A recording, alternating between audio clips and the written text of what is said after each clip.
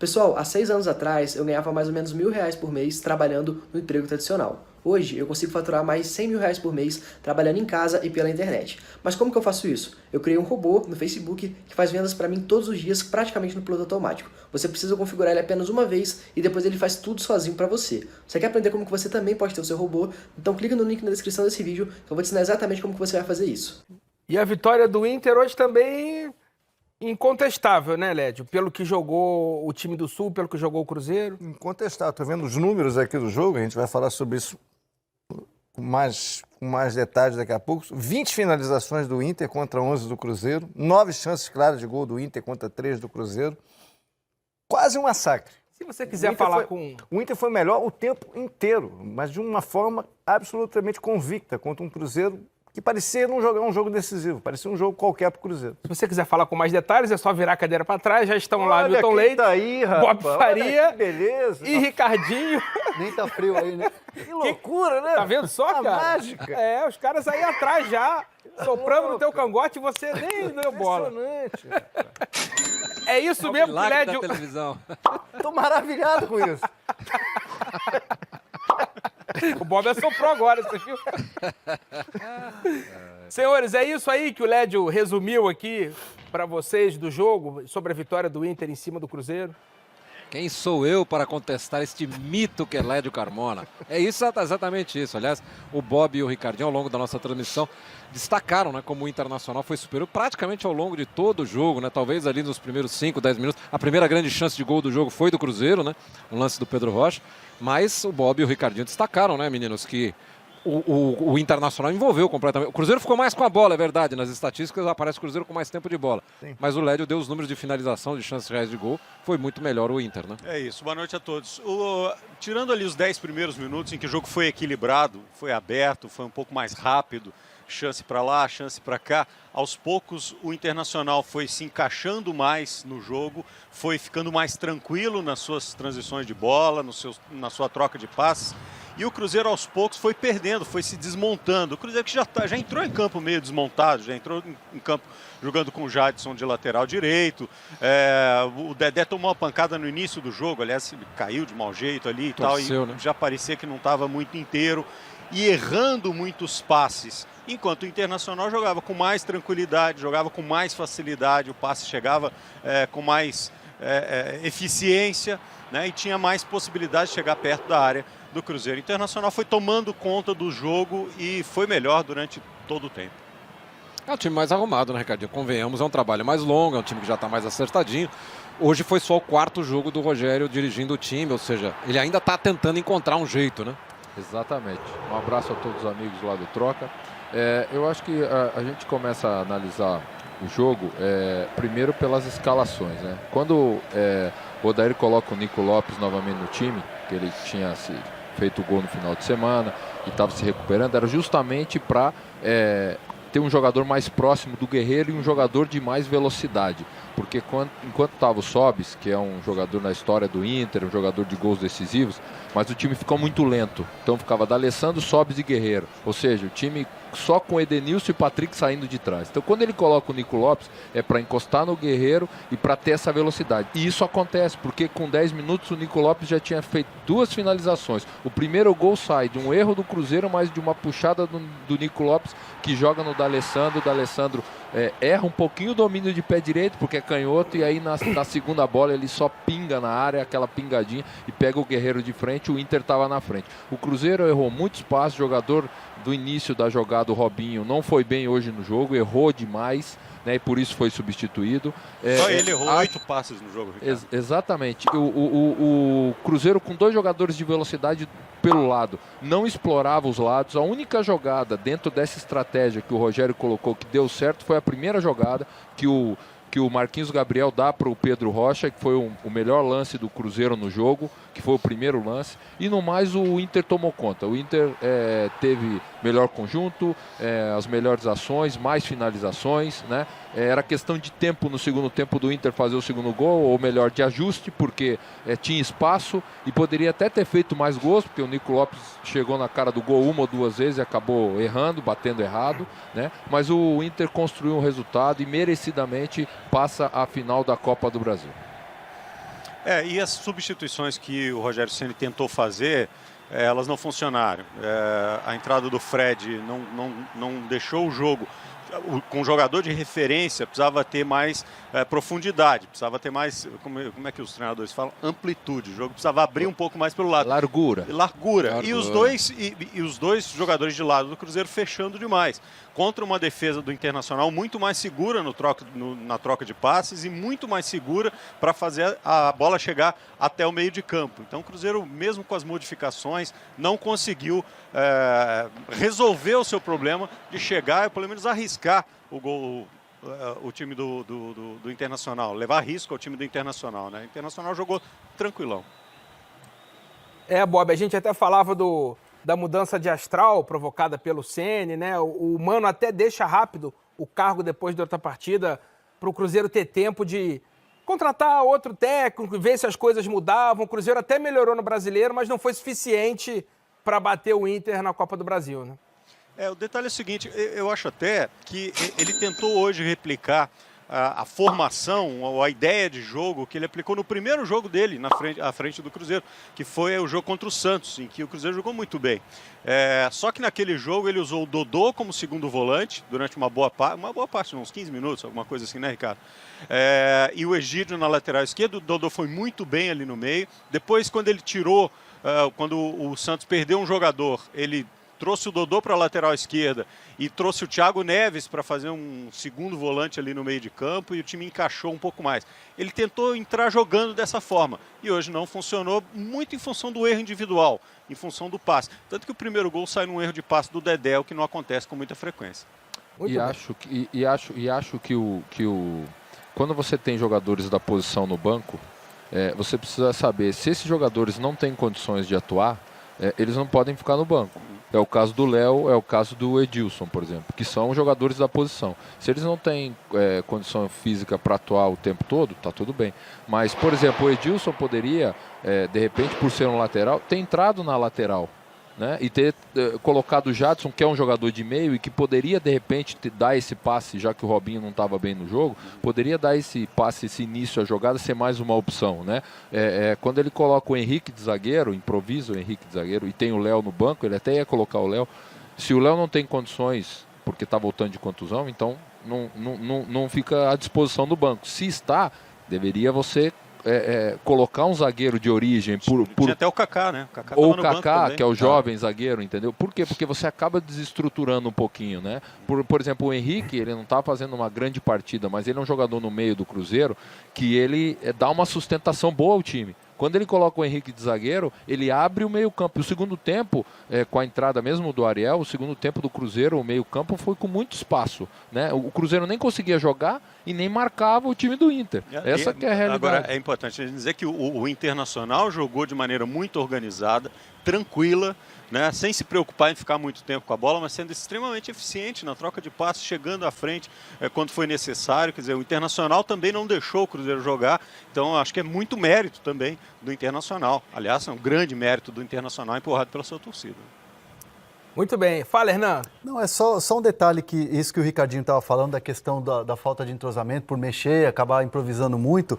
O Thiago Neves, para os companheiros da Rádio Itatiaia, falou o seguinte, que muitas improvisações no mesmo setor acaba atrapalhando, acaba deixando o time sem entrosamento. Então, assim, vai muito de encontro com a análise, né, dos jogadores ali na saída do campo. As mexidas do Rogério, que inclusive chegou até a aquecer o Léo, e aí acabou mudando a alteração. O fato é que não deu tempo para o Rogério arrumar o Cruzeiro do jeito que ele imaginava. Você pode até arrumar um time rapidamente, como o Jorge Jesus conseguiu, mas é um encaixe pontual. Improvável até, né? Com o Flamengo do Jorge Jesus, assim mesmo perdeu para o Bahia de 3-0, perdeu para o Emelec em Guayaquil, teve seus momentos também de imperfeição. E se você olhar o desempenho do Cruzeiro com o Rogério Ceni, eu acho que é absolutamente normal, ele ganhou do Santos, como disse o Bob, jogando bem, mas ele jogou com um jogador a mais o jogo inteiro, praticamente, porque o Santos teve um jogador expulso. Primeiro minuto. No primeiro minuto.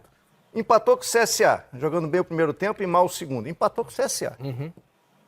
Contra o Vasco, ele não merecia vencer. Ele venceu o Vasco num jogo que o Vasco poderia até ter ganhado, ou pelo menos empatado. Ganhou um gol no final. Então, é um time que busca ainda a transição entre o Cruzeiro do Mano e o Cruzeiro do Rogério Ceni, que vai ser um time mais solto, mais envolvente, com outro padrão. Só que não deu pronto, não está pronto. Jogou contra o Inter, que está pronto, por mais que tenha ido mal nos confrontos contra o Flamengo. Isso aí foi fatal do Cruzeiro. O Cruzeiro fez uma troca buscando essa mudança, esse efeito do novo, antes de um jogo decisivo, como a sua última esperança de título na temporada, quando o tempo era muito curto. Poderia dar certo? Poderia dar certo, mas era muito mais fácil que desse errado, ainda mais com a vantagem que o Inter construiu dentro do Mineirão. A transição foi até bem pensada, mas era um risco e acabou não dando certo. E é uma mudança muito grande, né? Porque, por exemplo, do Mano para o futebol que o Mano Totalmente pratica, para o Rogério, é completamente diferente. A gente vê, por exemplo, o Fábio saindo com o pé, algo que... O Robinho como segundo. O Robinho como segundo volante, é algo que a gente não via no Cruzeiro do Mano Menezes. Então,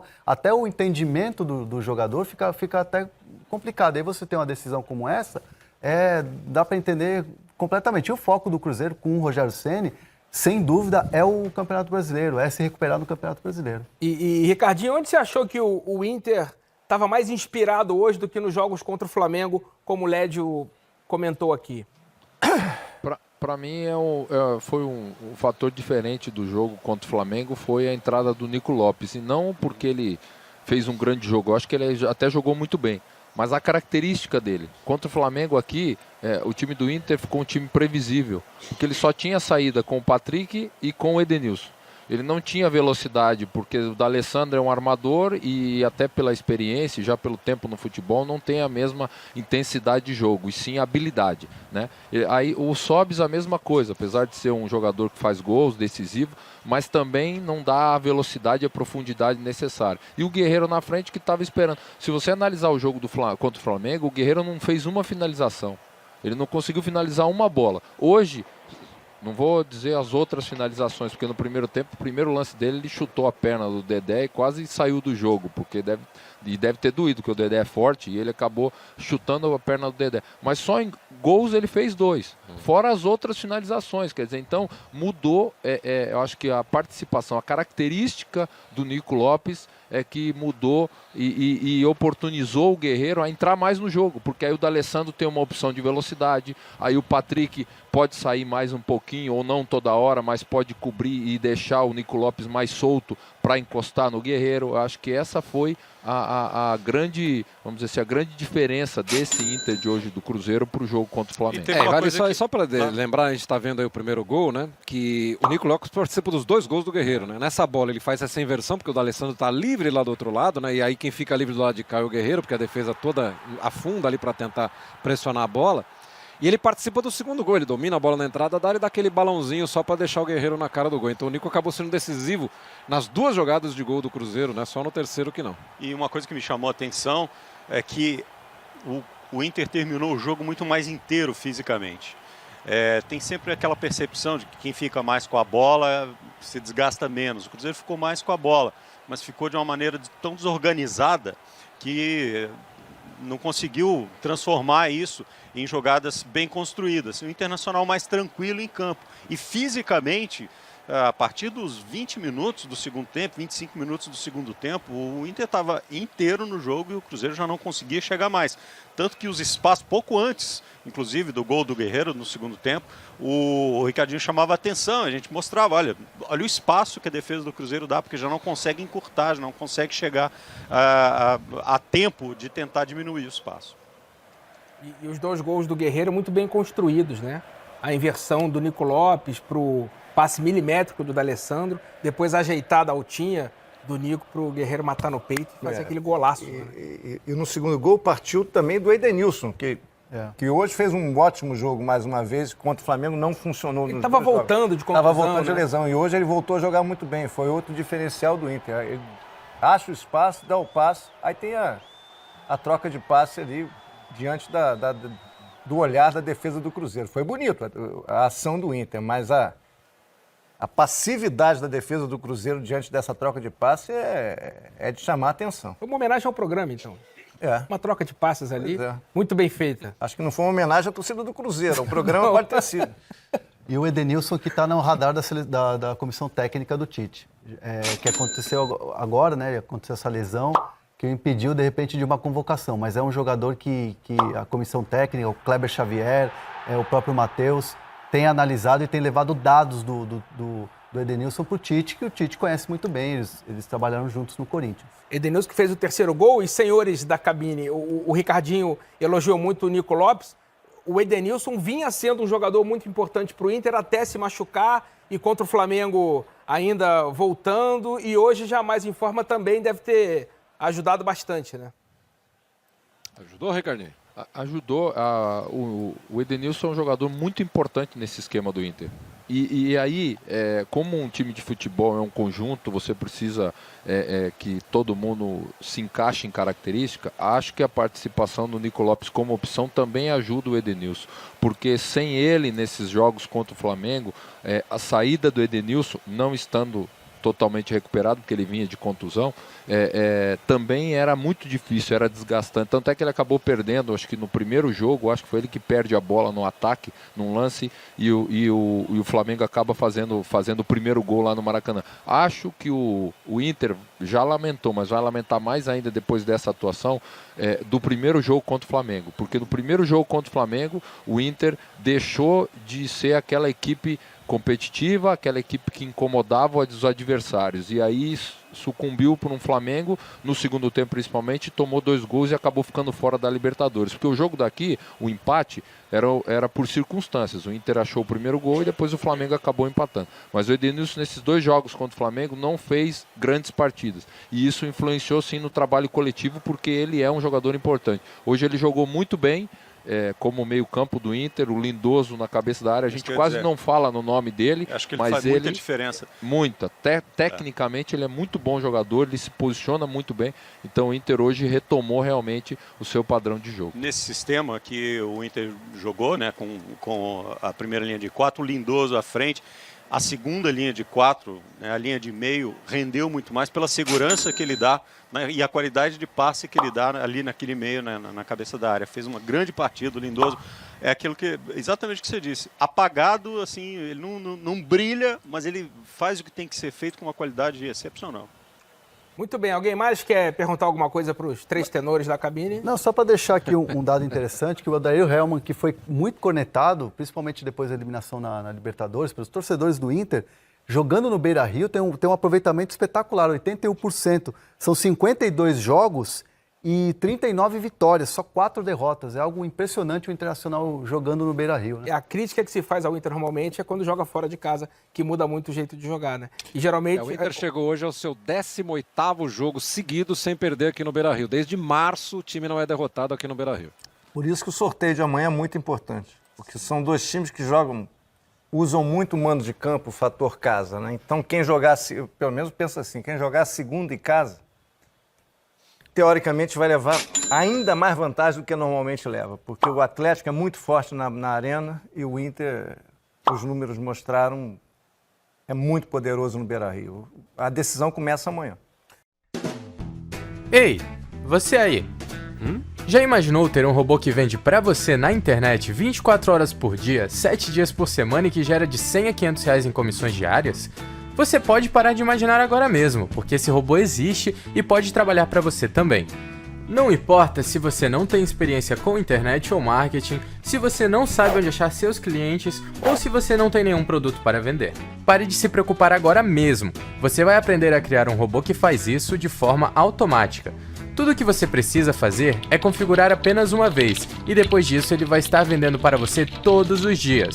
Seu computador se tornará uma máquina de dinheiro, como um caixa eletrônico 24 horas. Aproveite enquanto esta técnica ainda está funcionando. Clique no botão abaixo deste vídeo para entender mais sobre como você pode construir o seu também.